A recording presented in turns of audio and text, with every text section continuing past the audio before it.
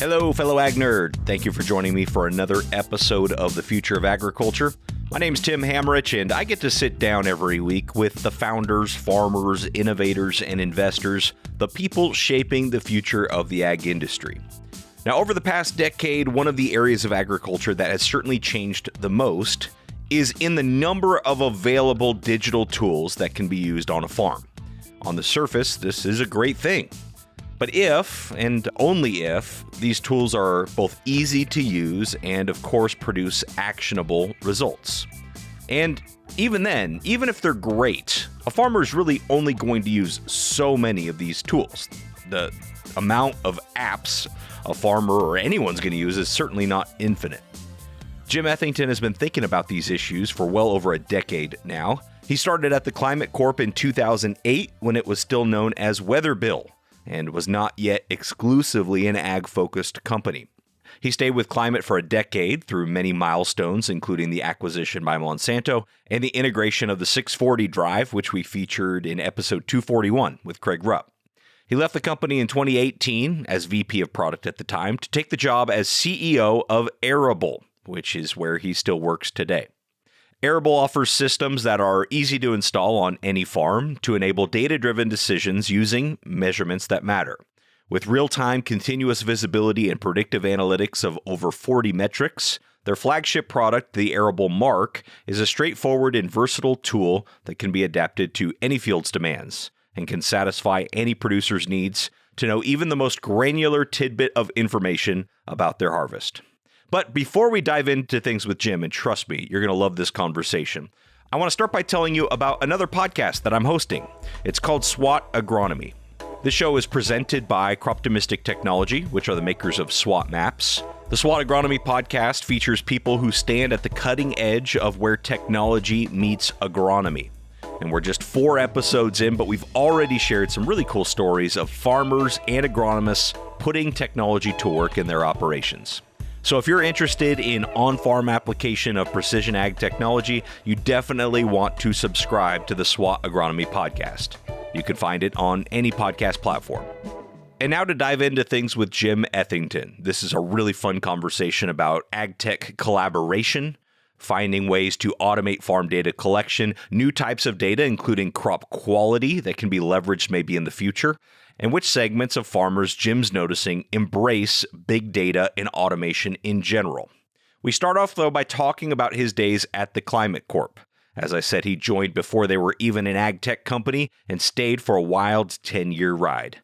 But I asked him what he's carried over from that experience to his current role as CEO of Arable.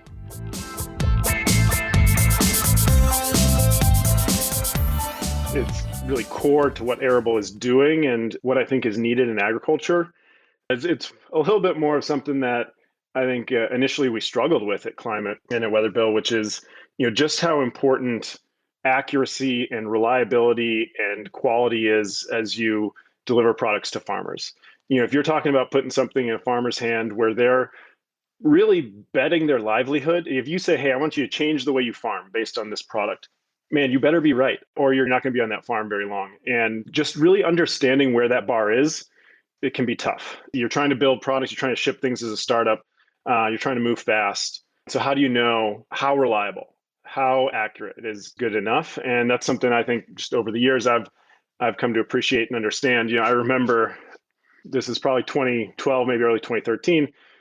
We'd provided product to a lot of different customers, and there was a pocket in Kansas where it had been dry, crop didn't do so well, payouts weren't the size that the growers were expecting. Dryland corn farming in Kansas is tough. It's dry a lot of years, but I went out and visited with those customers and walked their fields, saw the size of the ears of corn that were left in the fields. They didn't harvest it, it wasn't worth it, and compared that to what they'd been paid. And we looked really hard at what it was, and the weather data that they were showing for their area wasn't what they experienced. And that accuracy of what actually happened in that field to that crop during what growth stage, it made all the difference. It was the difference between a 120 bushel year and a 50 bushel year, which is a huge difference. 120 bushel year is pretty good for that region. And so just seeing firsthand and talking to customers and seeing their reaction when, the product isn't showing them exactly what they saw in their field was a real learning experience for me. It's something I've carried forward. And so one of the big premises of Arable and what we're doing is providing really high quality and complete data about what happened in the field and how did the crop respond. And that is an underpinning of so much we're going to try and do in agriculture around the world and in the future. A lot of it ties to making better decisions on the farm. How do I execute a plan through the season and respond to those dynamics, whether it's how am I irrigating, when am I spraying, how am I fertilizing, things like that. All of those are dynamic. And if you don't really know what's happening in the field, those are tough to make in a responsive way. The other thing, I would highlight is just, what it really takes to scale a product. How simple and easy and intuitive things need to be to scale. And by scale, I mean, going from 0 to 30 million acres in a year, going from, something that 60% of US corn and beans farmers will use, things like that. And there's just a lot of lessons in there about, simple stuff, manual data entry. Hate to break it to you, people are not going to type data into your product. Things like that. Setup and onboarding. What lengths are you willing to go to make it really easy for somebody to start using your product and see value very quickly? And what assumptions can you make about sort of the cost in time or money or learning for a user to start adopting and using your product, and really sanding all those down. There's a sweet spot there that you have to be able to hit.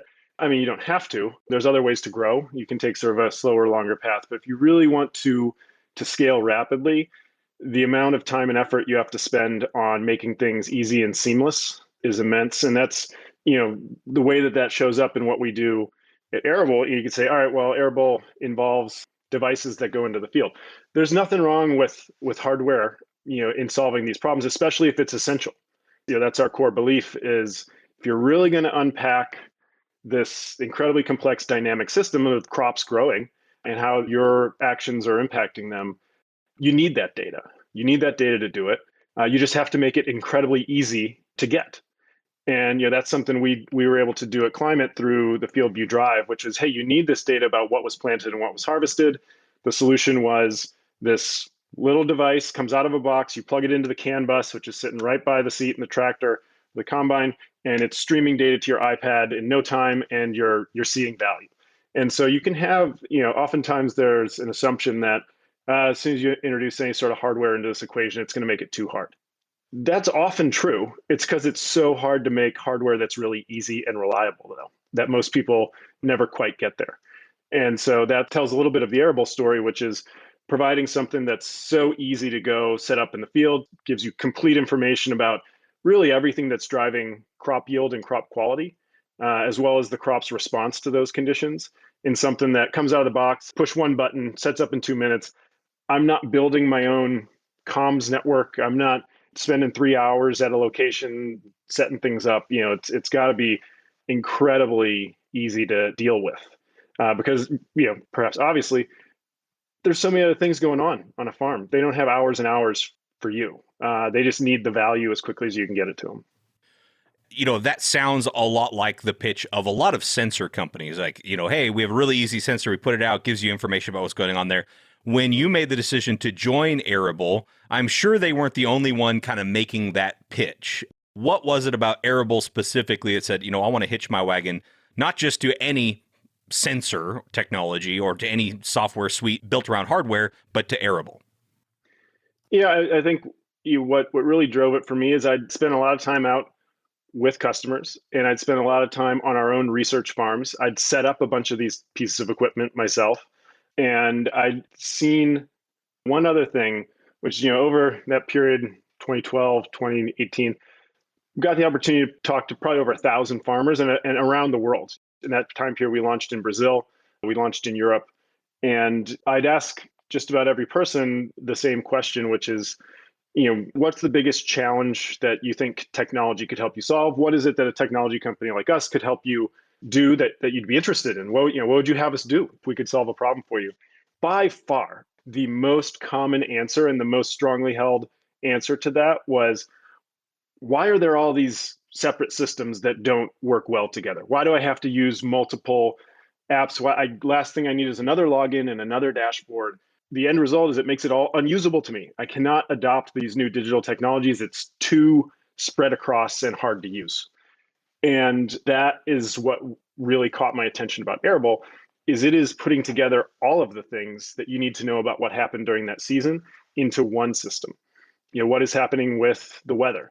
What is happening with the soil? What is happening with my irrigation system? And how is the crop responding? Is it showing stress? What is its current growth stage? Why is it stressed? And so to get something that used to be, 4 or 5 different apps into one is hugely powerful. And I wouldn't say that we've completed that puzzle. There's more that needs to come together. And it's not that we're going to build it all. I think a lot of it comes through really thoughtful partnerships and integrations. Something I also saw at Climate. But you really have to fit in your head just how diverse agriculture is around the world. And you go sort of crop, region, use case, no company's going to build all that. It's too crazy, it's too hard.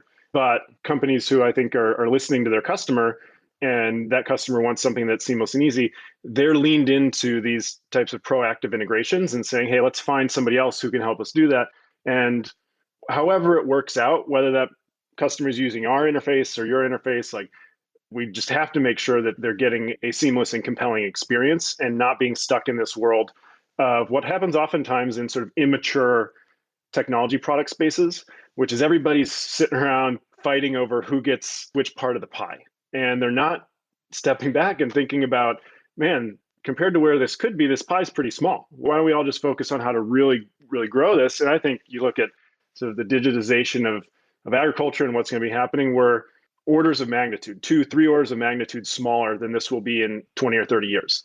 And I think that can be unlocked by these types of collaborations. What's that look like in practice? What does it take to unlock that? And you could speak from Arable standpoint or more generally if you'd like. Yeah, I mean, I'll give an example of one that we've done and I'm really excited about at Arable, which is the work that we've done with Zarvio. Zarvio is BASF's digital arm, and they're really focused on crop protection or fungicides, disease. How do I help make sure you're spraying when there is a risk, you're spraying at the right time into the right conditions, and then you're putting the right amount on the right parts of the field. And what they found was, hey, that product can be made a lot more effective the more measurement you have in the field.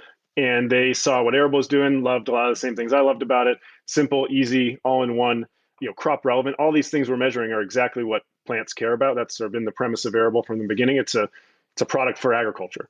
So we spent some time, they got to know us. They put a bunch of our products out, tested them, did a fair bit of work on integrating that data deeply into their models. And now if you have an Arable device and you have Zarvio, super simple, 1 minute, you hook the two together. And not just sort of the basics of like rainfall, precipitation, but some of the deeper intelligence we provide helps to make that Zarvio product even better. We see this coming. It just came in 2 days ago, sort of over the transom for us. Big grower said, hey, I'm loving the Zarvio product. I heard it fits plug and play with what Arable does. That's what I want. And so that unlocked that opportunity for us. And so we could have been sitting back saying, we can't afford to give up some piece of this pie and we're going to go it alone. And it's not, I think, the path that gets this whole industry and area of technology moved forwards. And that's really what I care about. And what I've seen, encouragingly, the entire industry really shift to. You go back to 2014 or so, it was a bunch of people sitting around, boardroom tables, kind of looking anxiously at each other, trying to figure out, who was going to own this whole thing. And it just doesn't pan out that way.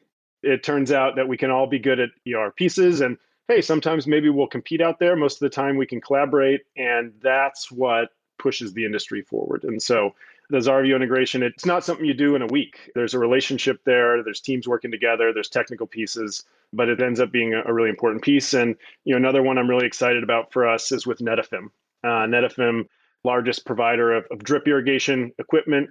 They have an incredible product set that helps growers around the world be more efficient with irrigation. And we can add pieces to that allow the grower to be more efficient in their irrigation decisions. So knowing, exactly how much water that crop needed, how the weather responded, how the growth stages lined up, so I can, turn down irrigation when I want to stress the crop, things like that. So it's another great story of, being able to put our puzzle pieces together with what they're already up to and make something where, 1+1 = 3 for the customer. Right. This is great. So thank you for all this. I do want to push a little bit on, not to say that NetFM or BASF or those specific companies would do something like this, but in general, like you take on a partner and then they realize, well, wait a minute, I have the relationship with the customer. Like I can figure out how to make something that kind of does this same thing. What do I need Arable for? And I guess, how do you answer that concern? It's a great question. I think that's what's kind of tugging at the back of everybody's head when they're hesitant, is to say, oh, what if they try to replace us, or, vice versa, or whatever it may be. And, my experience is just that you got to come in with the assumption that, well, A, it almost doesn't matter because this is what the customer wants. You start with the customer and work backwards. The customer wants one integrated system. And so these other paths just really, they're not as viable as they might seem. The other one I would say is when this all kind of plays out, even at the largest companies in the world, certainly at the largest companies in agriculture, they've got teams of 500 engineers, 250 data scientists. Guess what? Their roadmap is full. They're sitting back in their office trying to figure out how they're going to get their core stuff done. And the bigger you get, the shorter you are on engineers to build the product. It's not like all of a sudden you're 500 people and like, oh my gosh, what are we going to do? It's the same thing. You're still like, man, we don't have enough. We have too much stuff to do.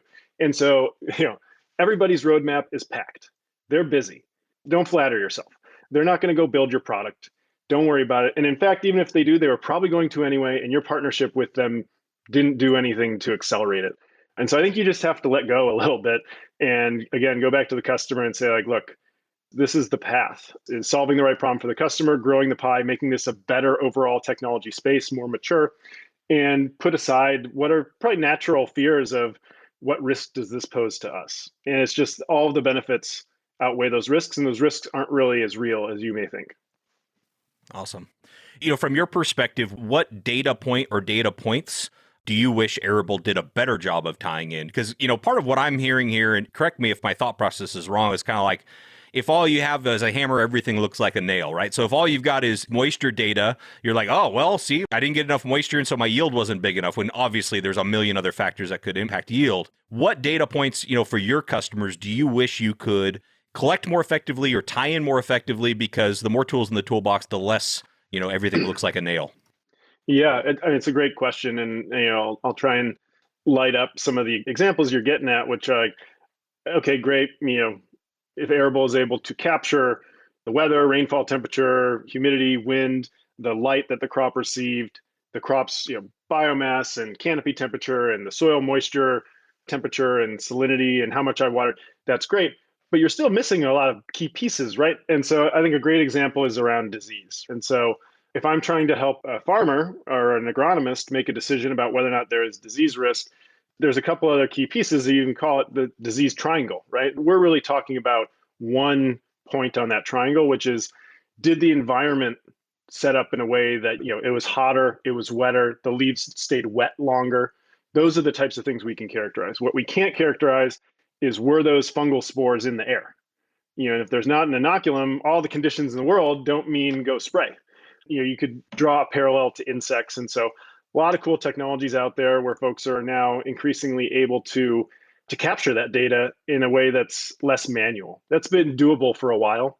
People can go out to the field, different ways to kind of test for that or collect things and then come back and assess them. But the fact that that's all becoming automated, think of a camera and a cell modem and an IoT device that can do that all and send it back every 20 minutes. Those types of technologies are real, and they complete part of the Arable story in a way that, all right, now I know that disease is there. It's in the field. And I know that the conditions are such that it can spread and it can really damage my crop. Now I have a much clearer picture to say, if you go spray, it's going to be worth the money. And that's really what the question is. Is there ROI in this decision? And if I just tell you that all the conditions were such, that's pretty close. That's better than not having that information. But if I can tell you both, and knowing your genetics, and so if I know that your crop is susceptible to this. The weather has made it more likely to happen, and it's there. It showed up. It showed up in a way above a level that's important. That's a more complete product, and we're interested in partnering with folks who can add pieces of the equation like that, so that our product at the end of the day gets even closer to the farmer saying, all right, when these two things are true, I got to do something. Versus, when this one thing is true, it's much more likely I should do something. At which point the farmer still has to kind of go out and assess, maybe, go to the field, ask an agronomist. And look, I think it's helpful. The more tools you have in the toolbox, the better off you are. But part of our job as technology companies is to keep pushing that envelope and make it complete. And so that's an example I like of where, there's more to be done. Right. And you're talking about kind of those spore catching trap technology that will actually quantify the amount of spores floating around in the area in a certain farm, right? Yep, that's a good example. And there's a handful of other ones I could jump into where great opportunities for product and technology integration, where in each case the product just gets better for the farmer. Right. Yeah. I also think about, we've had Semios on the show before in some of their pest trap and mating disruption type technologies too, which is interesting. How do you automate the data collection of like what variety a farmer planted? Like you said, you can't have manual data entry. How do you automate stuff like that? There's a bunch of good ones. What you see out there today, I guess what's most common is nobody records it. What's become more common is people tap it into an iPad or a screen, in the tractor at planting. What it's been trying to push towards is QR codes on seed bags. There are some other options that I think may become prevalent. You can basically put little things like called glitter, where it's little codes in the bag, and as that flies through, it gets scanned, and the variety based on what the planter has detected. I think we'll see those. I don't think they're going to be used in the majority of the market anytime soon. But yeah, I mean, some things are tough. And I'll give it another example, which is how do you get to yield and quality data in crops that aren't necessarily harvested with a combine or another piece of equipment? The answer is that data is there. The customer has it, and I think oftentimes, while it may be tough to create a fully automated system, the answer then becomes, well, how do I get it connected from that other database product where it already sits? And so now it becomes much more of a data integration challenge, which is how do I pull these two things together? Because at some point, that's what the farmer is getting paid on, is yield and quality. So it's known. It's just not all in one system. And that's not about necessarily more IoT in the field. It's just a hairy problem around how do I take this data that's maybe not all in one place and put it together. And it could be a tough challenge. I've seen a fair bit of that, which is you just have to be willing to kind of go through the slog, figuring out what all the formats are it could come in. There's 109 different formats. Okay, what are all the errors that could pop up? Maybe I need to build a little something to clean it automatically. Maybe I need to build something to manipulate it. And eventually I need to get it into a common data format. And now I can do that. So there's different flavors of problems. Some of them are tough data challenges like that. And some of them are IoT challenges where you can say that data exists, but it's on the canvas of a piece of equipment. Well, I can get that. And so I think, as you just said, you start with the assumption that I can't have anybody taking a bunch of steps to input data in one place that's already been put in somewhere else or that exists somewhere else. Then you just have to solve whatever the challenge is between you and doing that. Right. And I think we're definitely heading in the right direction. I do think a lot about specialty crops and, getting infield, yield data from specialty crops. And I think things like, almonds looking at off-ground harvesting, where you could actually theoretically measure what came off of each individual tree and optimize things like irrigation, nutrition of that tree. Same thing with table grapes, and like you've got the burro that can go out there and take the grapes from where they're handpicked to where they're packed. And, you could theoretically track that and measure that along the way. So I think that's hopefully headed in the right direction. But yeah, I mean, it's tough if you're not running a combine and you don't have yield data. All this other data has kind of nothing to sort of be validated against, I guess, to make sure that, the ultimate outcome, the yield, is actually where it needs to be. Is that a problem that you all kind of find workarounds for? Yes. I mean, I think just in general, one thing that I've seen in sort of the ag tech sphere, particularly in the US, but globally as well, is that there's just such a huge opportunity in, you call them specialty crops, or you could just say, crops that aren't corn and soybeans. And, there's probably a couple of really good reasons for that, but I think it's an underserved part of the market. Irrigated crops represent 50% of the crop value in the world. They're a huge driver of a lot of the bigger impact elements that we think about. So, that's using 70% of our fresh water in the world to irrigate those crops. You look at power usage, in the state of California, 20% of all power usage goes towards moving water around for irrigation. Globally, that's almost 10%. And so it's huge impact. And then you kind of drill in and say, well, why is that? Well, there are these challenges. There's many more crops. It's sort of a diverse set. There's different practices of sort of how things get managed, and sometimes sort of less machines, more people. And so I think those are very solvable problems, but they are different problems than corn and soybeans have. And, I think that just opens up an opportunity, which is there's not as much that's been solved, but there's a vast amount of value to be created and, and products to solve them. And so, yeah, you're kind of getting into what I think is the part of the solution, which is, again, hey, there's something that is actually measuring this. Whether it's burrow or there's these technologies where basically grapes are being manually harvested, but there is a piece of equipment that's driving them back and forth out of the rows now. And so that, has a scale on it and you can tell, and now that becomes automated data collection and, all sorts of different sort of avenues that allow you to have a more complete data picture. And, eventually things like quality, whether that's bricks or soluble solids, those things get measured and that data goes into a system. And so it's just sort of another frontier of challenges, and one that I'm particularly excited about and have really enjoyed getting much deeper into, sort of what's going on in the other 97% of agriculture that's not U.S. corn and soybeans. And you all at Arable are about evenly split acreage-wise, right, between corn and soybeans and what we're calling everything else, I guess, or row crops and specialty crops?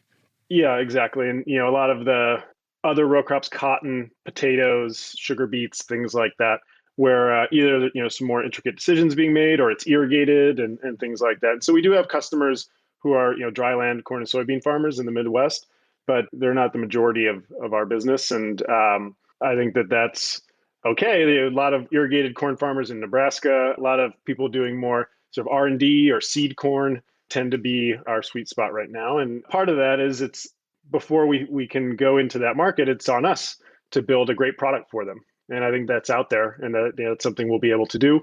But right now, our product's a better fit for many other parts of agriculture, including very large corn and soybean farms where there's a big logistics challenge. So thinking about, hey, I have 100, 200 sprayers to move around continuously through the year. How do I get real-time intelligence about the conditions at that field? How does it compare to my plan? Those are definitely really compelling value propositions for us. And it's why we've had a lot of success in Brazil, is just the similar crops, but different practices because of farm size. And what are you noticing, if you were to notice any sort of general commonalities among the customers that are most eager to get your technology on their place? Obviously it spans different crops, it spans different countries, but are you noticing any commonalities that may set them apart from the vast majority of farmers who have not yet embraced this technology? Good question. I mean, I think if you played back, we ask our customers this all the time. Hey, why'd you pick Arable? Why'd you go with Arable? The most common threads that come back or themes are, complete or holistic, the ability to get sort of everything that's happening to the plant and its response in one place. Simple, easy. You mentioned a lot of people make that claim, but once people get it in their hands, they can assess for themselves. And that's something that I think we get high marks on. And I would say, if you're looking for sort of, all right, if you're trying to kind of segment the market and say, well, what part of the customer segmentation are most interested in it, it is this group who are looking for an edge. They believe that data and technologies can provide them that edge. If you asked them, what's the most important technology that's going to help move your business forward over the next 2 to 3 years?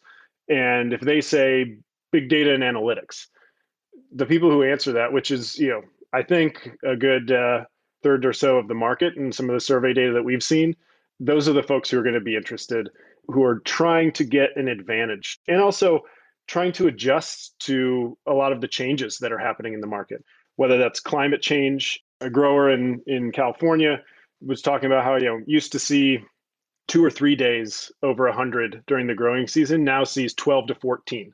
And that's just in the last 15 years. It's just a dramatic change in how you have to manage that crop. Water regulation, we're seeing reduced allotments across the board. You look out west of the Mississippi, the amount of water that people have to grow crops is going to be drastically reduced. and already is. And that's not just a Western US problem. Same thing down in Arkansas, same thing in Nebraska, and around the world. You used to be able to drill a well 2 meters down in some of the heavily irrigated areas in India. And now you can go down 500 meters and not hit water. I mean, it's crazy. And these changes that bring about new constraints or challenges, whether they're climate change or regulatory or price pressure, the people who are trying to solve those through technology generally see Arable and say, hey, that's something I think I need. Well, that's a whole nother episode, but that is something I've been thinking about so much, is how they see themselves is the biggest factor in the future of ag tech, how the customer sees themselves. And so anyway, that's something I've been thinking about an awful lot lately. All right. Well, you've done a really great job of indulging all my curiosity across a pretty wide range of spectrum. What's next for Arable, or, maybe along with that, if there's something that we didn't get to or you're hoping to emphasize, some parting comments here before I let you get on with your day. Yeah, and I think what we're most excited about at Arable is just looking across the agriculture industry and thinking about the impact that technologies, not just ours, but all these technologies can have, and what that means for how we use water, what that means for how we grow food, what that means for what ends up in our waterways, and what that means for farmers' ability to remain profitable and efficient and sustainable going into this next great challenge. And I think in some ways already a crisis in how we operate agriculture around the world. The idea that a company like Arable can be a part of not only helping solve that huge challenge, but helping each of the 2 billion people who work in agriculture around the world every day. It's incredibly inspiring to us. It's what gets the team at Arable up every morning. I used to say racing into work, but now I guess racing into the Zoom. But it's really just the driving factor. And we see doing that through the same path we've been on, which is really high quality data that describes the whole crop system, turned into intuitive tools through web and mobile apps, but also through deep partnerships and through collaboration and cooperation with other technology companies, people who are already out there working with growers on the ground. And so that mentality, being willing to bring brand new technology to the equation and thinking about it with sort of a modern approach to data and data science, but then also being very humble about what we actually can do and where we're going to need to really partner deeply with other folks. I'm convinced that on that path lies a huge and important impact to the planet and to what we're doing here, as humans. And so I feel pretty lucky to get to work on something like that every day. This has been a fantastic interview, Jen. Thank you very much. I've been starting to do this. Is there any startup at any stage out there in ag tech that you just want to give a shout out to, you think is doing interesting work that could potentially be impactful? Anybody that comes top of mind? I'm sure there's probably several with you being so collaborative, but any that come to mind for you? Oh, good question. I think I'll shout out one that I kind of mentioned before, which is a company called Scanit. Scanit's out here in the Bay Area. They're doing automated spore counting. They've got a really neat technology in terms of being able to do that in a better way and basically tell a grower whether or not there is actually a real risk of disease in their field. And it's an incredibly important piece of the puzzle that I'm encouraged to see companies like that with breakthrough technologies coming along. If it's successful, I think can have a huge impact on saving farmers a lot of money, reducing the amount of pesticide that's needed to grow food, improving the quality and safety of our food. I think, as I said before, each of these need to be one part of a larger solution that spreads all the way. It's not just digital technologies, it's cover crops, it's new practices, it's all sorts of things that biologicals that really come together. And so that's a fun one that I would love to give a shout out to the folks at Scanit. They're doing great work. But maybe the overarching one is keeping in mind that this is a system and there's many pieces that need to come together. Sometimes we get somewhat focused on, as you said, I've got a hammer, everything looks like a nail. I think there's tons of people doing great work that aren't even in sensors and apps and data, but are more about how do we evolve agriculture in other ways. Thank you so much to Jim Ethington for being on the show. I really enjoyed that conversation. And actually, members of the FoA community were treated to a bonus podcast of Jim talking about those early days of the Climate Corp. I thought it was such fun ag tech history. You can check that out by joining the paid community over at patreon.com/agriculture. Thanks to those of you who continue to support this show, either through that community or just by sharing episodes with friends or on social media. It really is very much appreciated. And don't forget to complete our audience survey. It's still live. The link is in the show notes. And subscribe to the SWAT Agronomy Podcast. We're releasing episodes over there every month. Thanks for your time and your attention. I really don't take it lightly. I'll be back next week with another story of ag innovation.